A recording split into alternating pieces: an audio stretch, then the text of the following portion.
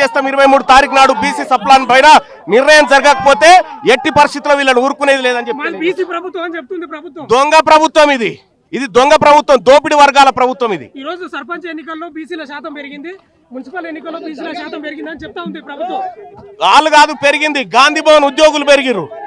గాంధీ భవన్ ఉద్యోగులు BRS party ఉద్యోగులు పెరిగిరు తప్ప బీసీ ఓనర్లు పెరగలే. ఏం చెప్తారు ఈ పోలీసులకు సంబంధించి? మాకు పోలీసులు అనాలి మంది కాదు మా వాళ్ళు, మాకేం ఇబ్బంది లేదు.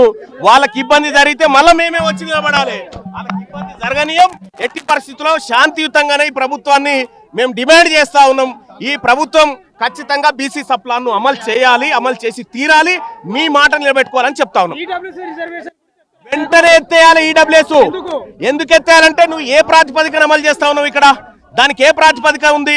నువ్వు ఈడబ్ల్యూఎస్ రిజర్వేషన్ అమలు చేయాలంటే ఇక్కడ ఉన్న పేదవాళ్ళ సంఖ్యతో తీయాలి.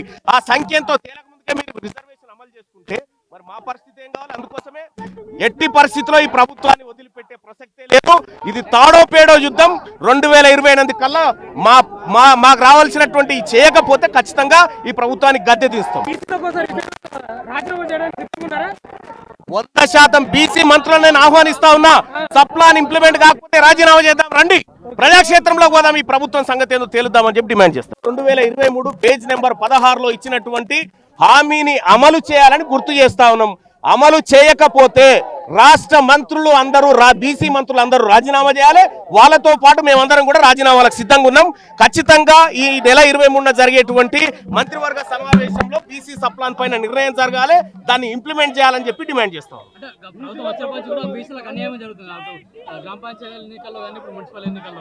బాత్రూమ్ లో డబ్బులు తిన్నారు, బాత్రూమ్ లో డబ్బులు, బీసీల అమ్మాయిల శానిటరీ ప్యాడ్ల డబ్బులు తిన్నారు, బాత్రూమ్ లో డబ్బులు తిన్నారు. కాబట్టి ఖచ్చితంగా మా వర్గాల ప్రజల పక్షాన నిలబడతాం. మాకు రావాల్సిన హక్కుల కోసం పోరాడతాం.